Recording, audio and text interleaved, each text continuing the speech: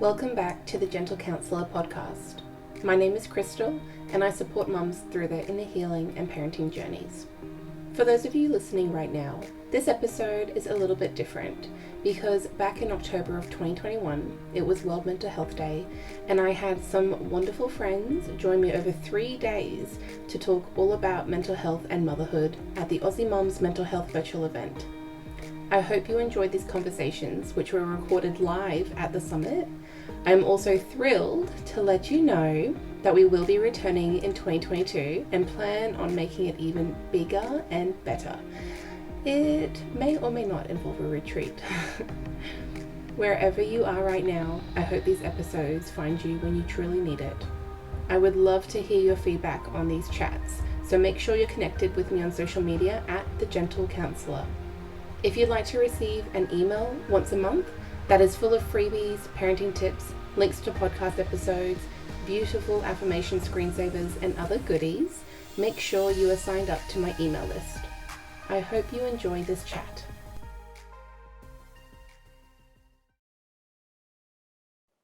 Hello everyone and welcome back to day 3 of the Aussie Mums Mental Health virtual event. Thank you so much to everyone who's been able to join us live for our chats, or even if you're watching this as a replay later on, go ahead and say hello to us in the comments. We want to see you here and engaging with us because we're just here having a chat and you're here with us. This is how we socialize these days, it's all online. So say hello to us in the comments, and if you have any questions at all along the way, pop them in there as well, because we'll either answer them now if you're watching live, or we will always make sure to come back to answer your questions as well afterwards. So today I'm really excited to be joined by Robyn, and we're going to be talking about the mental load. And I know that coming across Robyn's page was completely eye-opening for me, and it's just such a relatable concept that I want to talk more about. So I'll stop talking and I'll let Robyn introduce herself and tell us about what she does and why she does it. So welcome, Robyn. Thank you, Crystal, and thank you so much for having me and for all of your hard work organising this massive event. And yes, hello to everyone wherever you are and whenever you are listening to our chat. I, as Crystal said, have sort of over the last few years developed more than an interest, I guess, in the mental load. And so the mental load is a term, I think, that's getting a little bit more common. And but if you're not sure what it means, basically the mental load is about thinking of all that kind of brain work that goes on in any event, anything that needs organising in the household. So I think there's a lot of talk about, division of the load in homes, like between men and women, and the impact that that has. And, there's lots of data showing that women and mums do more of the sort of domestic load, more of the childcare, more of the household chores. But if you go deeper than that, there's this other level of all of that planning, prepping, noticing things that goes on. And that's really often not taken into account, but that in itself is work. And I always think about it in a, actual workplace sense, that kind of project management role and that administrative role, it's actually taken into account, and people are employed to do it, and people are, paid, per hour to get those jobs done. And in the household, it's almost just like seen as default. Oh, it's just thrown in the deep end. And someone just does it, and that someone almost always ends up being women. And so I think as women, and this is what the studies show too, it's something that we tend to just automatically take on as soon as you move into a relationship with a man. Basically, as soon as you start cohabiting a woman and a man, it's much more likely that the woman just starts doing all of those things, RSVPing to events that you've been invited to, noticing when you're running out of toothpaste and buying more, whatever it might be. And I think it's only often after having children and the actual amount of organisation and prepping and noticing and thinking about what are you going to do, what's the next kind of developmental stage for the baby, what do you need to doing all the research, reading all the articles, that it actually becomes what was just two adults who are relatively taking care of themselves, but just with this bit of imbalance just becomes a lot more obvious. But because as we're so socialized women to just take it on, we often don't even appreciate how much work that is and how much sort of exhaustion and fatigue and sort of strain that can place on us. And so I guess the work that I do at the Mental Load Project is really about helping women and men to recognise what this mental load is, appreciate it and value it, and then from there work at rebalancing it so you actually can have a more equal and fair, and I would say deliberate, even if it's not 50-50, every relationship is different and everyone's outside the household and inside the household commitments are going to be different too. And even if it's not 50-50, I feel that it should be deliberate. It should be a sort of recognise everything that has to be done, and because I have these other commitments, I'll do this much and you'll do this much, but not just sort of default, is it still going to be mum's responsibility because that's just the way it's always been? Yes, I like that you bring that up, because I do think on some level we have to understand that not everything can be split exactly 50-50, and that's okay. It's not okay if you think it's not okay as well. So each family unit or each couple is also going to feel differently about certain things as well, depending on who is working outside of the home or if you're also working inside the home, whether it's full-time or part-time hours or whatever. But I think what's also important to realize is that we're moving away from that old school 1950s thinking where we were supposed to do it we as in mums being home, just staying home doing everything. We are also staying home and working or studying, or in a pandemic where you probably were working out of the home, but now you're working in the home and you've got no childcare and you're also doing childcare. All of these things that it still baffles me what everyone's been going through with the pandemic side of those things anyway. But also realizing that even with that old school way of living where there was a housewife role, right, is that was designed because of someone working outside of the home so that you could be at home. But now in our society, it's very common for both parents or both people in the couple to be working. But then that shift of that typical housewife thing hasn't changed. It's not so let's just talk male-female relationship for the sake of this conversation. We totally understand that there's different dynamics and relationships and roles. But for the sake of this, because I don't want to have to keep repeating myself every time, I'm just going to speak generally. But the shift didn't happen where men took on more housework. That shift didn't happen where it was oh, okay, now you can have some of that or you can have all of it, please take it. And that's really complicated too. So it's interesting to see the shifts changing, and I'm constantly cheering on mums that are realizing what's going on and essentially demanding better and sort of taking charge of their time coming back to them as well, and not just giving it, because it's so easy for mums to give. It's almost too easy for them to do it and put themselves on the bottom of the list. But things like the mental load is invisible, right? It's the invisible labor of everything that goes into constantly thinking, constantly having things on your mind. And I think that's also why it's tricky, because we've essentially just learned how to pick that up, and it's hard to explain it, and it's not seen so easily, and it causes a lot of conflict in relationships as well. That's probably one of the real common things I notice with counseling couples is that this is a big element to it. I think definitely, because it's not as sort of tangible as other things. You can, and even if you sort of think, the solution is to, hire outside staff, pay a cleaner and then the house will be clean or whatever, there's still someone who's got to find that person, leave the keys out for them, organise the money and payment for them, do a bit of prep beforehand just to like make sure the the cleaner can actually like clean the surfaces or whatever it might be. So there's sort of answer of, oh well, if we just can outsource, but even outsourcing it has so much sort of mental load. Yes. Yeah. I'm not sure if it was your account or someone else that shared it. It was like that notion of the husband just being like, okay, fine, if you want me to like cook the food, that's totally fine. Like, just tell me what you want me to buy and what the meals are. And it's like, that's the issue. Like, you are still inviting me in, or demanding me, and I should say not inviting, demanding me to do that for you. And that is the mental load, the thinking of the grocery list, writing it to you, sending it to you, thinking of the meals, looking in the cupboards and the freezer and the fridge, what we already have. Like, that's like, when you really break it down into all those steps, it's so much. And it just puts so much strain on relationships. And just so much kind of take up mental space. So I think it's for me the biggest, I mean, everyone will have their own reasons as to why they want to share the load more. For me the big thing is it's just unfair.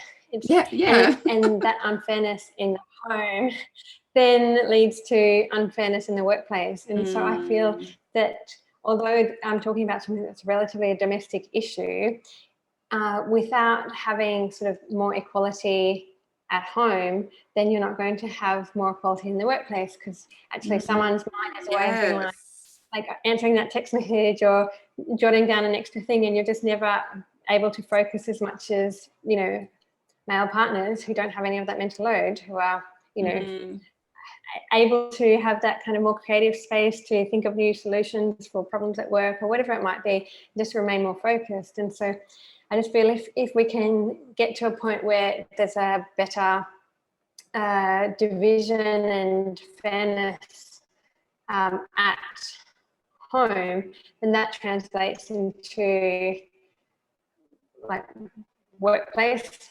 equality. And then it also means, which I think again is probably the other second for me that's so important, same patterns of sort of behaviour that we have seen growing up, which I think is really the root cause of why it just automatically falls to us, because we just have seen all the women in our lives do it. And so it's just a societal kind of conditioning. It's everywhere, isn't it? Like children's books, movies, like just everything has conditioned us so hard into these roles, essentially. And I like how you talk about it being an aspect of unfairness, because there's already so much that feels unfair to women, like even with pregnancy, like we do that.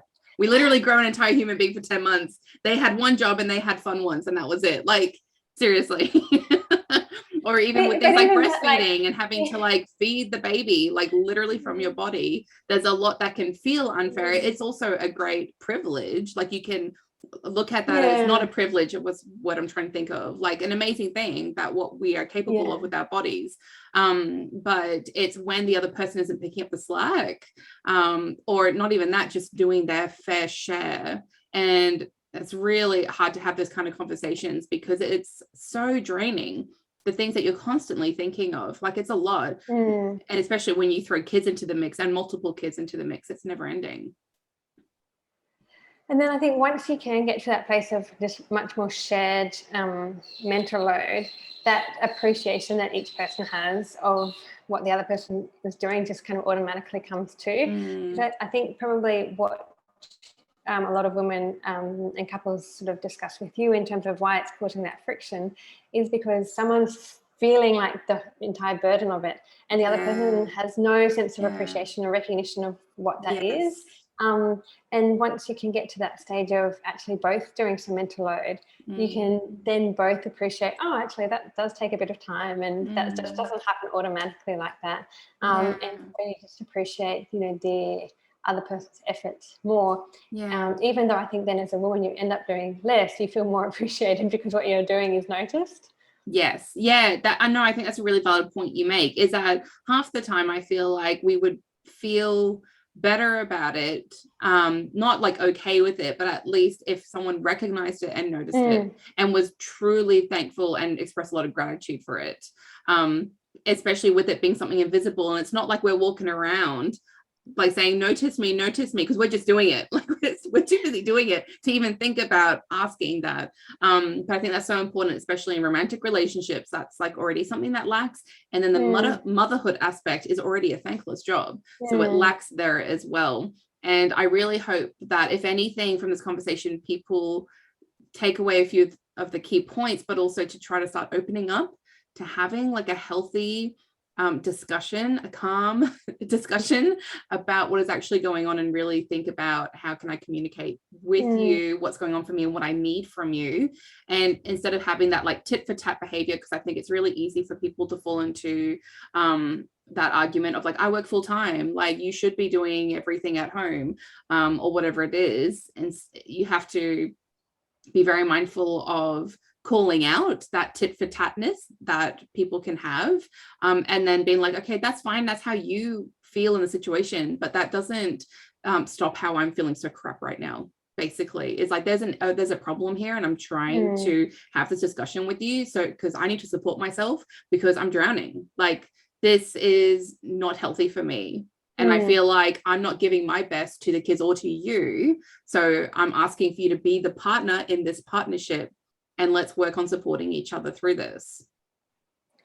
One thing that I do find helpful, and I don't know if you've ever tried this in your work, Crystal, but when you sort of have those discussions, and as you say, like having it calm, and rather than, you know, like that in the waiting moment, for that last the straw that broke the camel's back, it can be just to think about it, like I was saying, as more of a societal sort of thing. And so in the same way that I think we are conditioned to take on all of that mental load, our partners just aren't conditioned to take it on. And so it's not like their individual fault that they don't notice, that they don't do it automatically. It's just sort of the same way we've been sort of subconsciously trained to do it. They just haven't had that training to notice that. And so thinking about it at a sort of societal level and say, like, this isn't my problem, this isn't your problem. It's not what, like, it's not sort of about it. I'm not saying you're a bad person. I'm not saying you're the only person on the earth doing this. It's like there's a bigger picture here. And are you aware of how I have been conditioned and how you've been conditioned?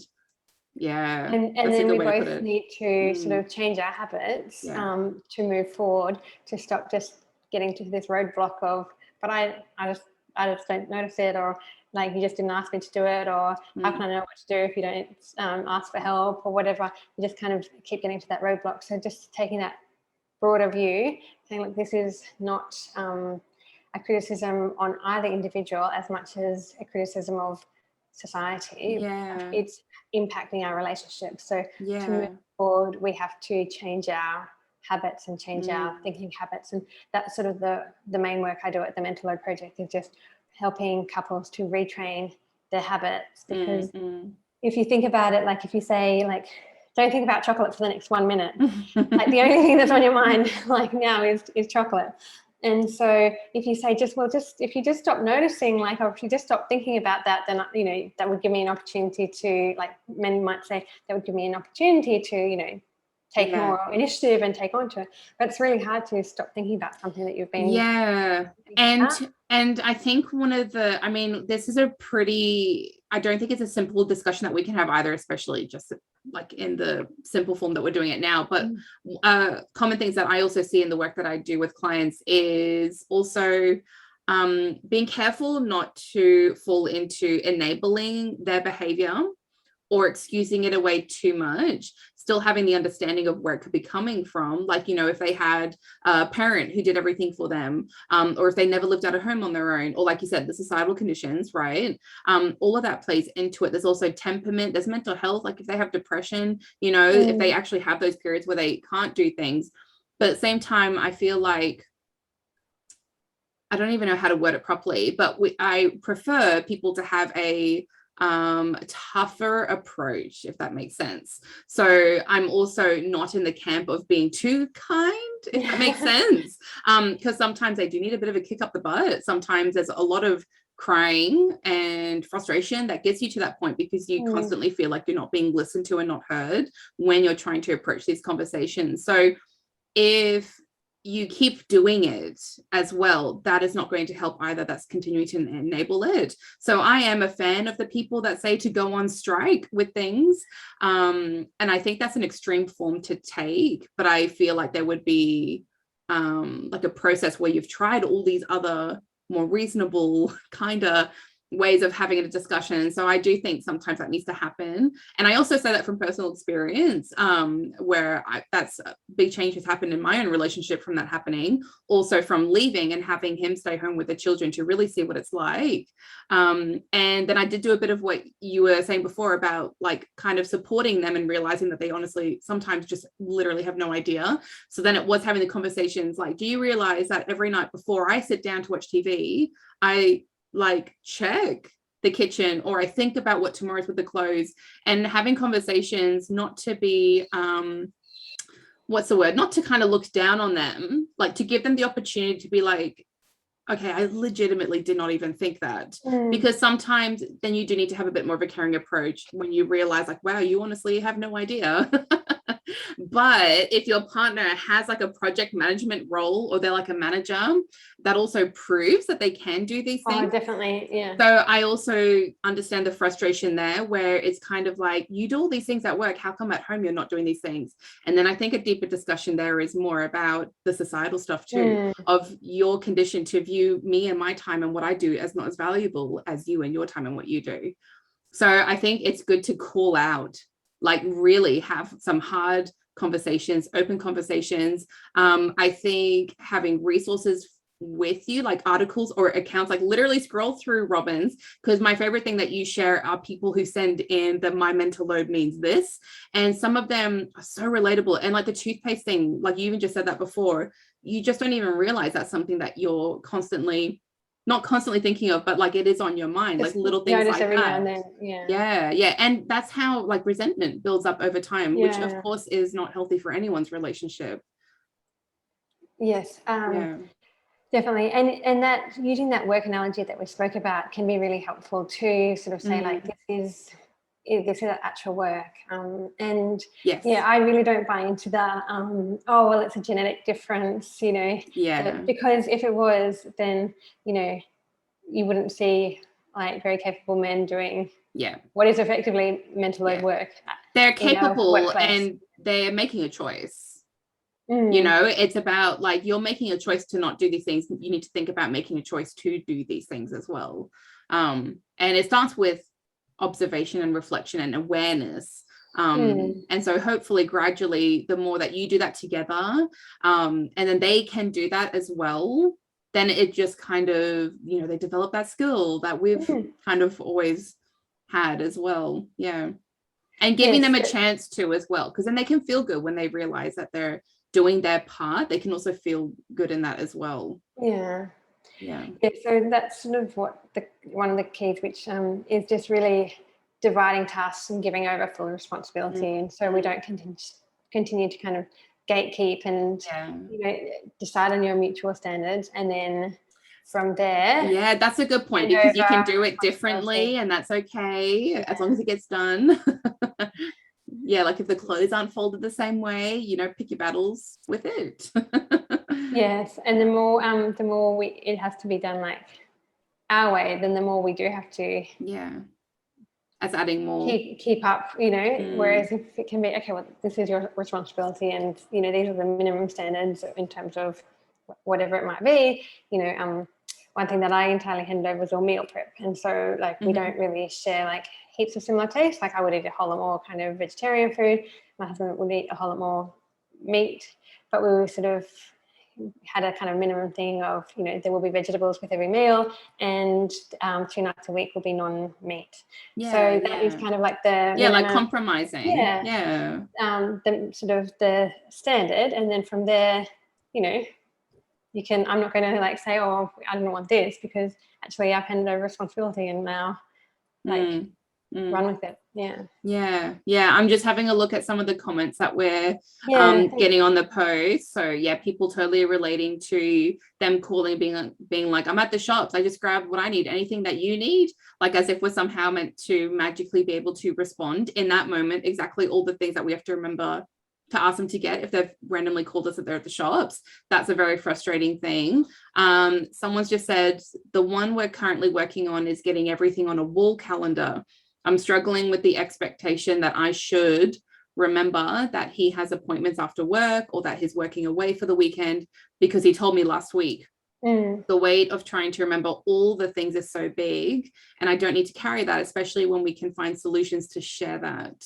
Exactly. Yeah. And like joint calendars or joint apps, I always say just make sure though that it's a joint responsibility to put, like the man to put his roster on the calendar too, because otherwise it just ends up all falling back on us. And like that comment said, like the week before, I'm not going to remember those things. We just use because we have iPhone. Actually, my husband doesn't have an iPhone, but I guess our calendar systems are synced. So when I enter something in, like whether it's work related, which most of the time it's work related, I'll send an invite to his email, and then he's able to accept that, and that shows up in his calendar. And I'll send it to his work and his personal email too, to make sure I've covered all aspects, because it's also really handy in those moments if you're like, hey, I sent it to you. And I do think that there is what's the word? There's like a grace period where it feels really hard when you're first doing this. There's going to be fumbles and mistakes, but I also think it's really important to stick to your boundaries with it as well. And it's going to feel uncomfortable, but then once you kind of get through it, it's really empowering, and it's really great for developing that like assertiveness skill that I think a lot of us lack as well. And ultimately it is going to be beneficial for you both. So Definitely. I think it's just like overall just a period that's going to be a bit strange, but is very much needed. Well, it's a period where you're both learning a new skill, and so and a new kind of habit, and that will throw up challenges, but acknowledging that from the beginning and then working through it and knowing that sort of a process is helpful. Was there anything else that you were wanting to share with us today before we wrap up our chat, Robyn? No, I think we've covered a lot of ground in the last half hour or so. So thank you very much to those who are online and those who are watching this. Thank you so much. Can you tell everyone where to find more of you, please? So Mental Load Project on Facebook or Instagram, or mentalloadproject.com. And so the main way to work with me at the moment is through the Share the Mental Load, which is a sort of 6-week online program that I take couples through, but it's actually women who sign up, and then we work through that. That doesn't surprise me. We work through that process of changing our thinking patterns as the mental load bearers first, to then create that space for our partners thinking patterns to change. And so I always say, you don't have to both be on board at the beginning. This is as much about changing our thinking patterns first. And so you can always find that on my Instagram or Facebook or website. Excellent. Thank you so much again for taking the time to talk with us today, Robyn. Pleasure, Crystal. Thank you so much for the opportunity to have a chat too.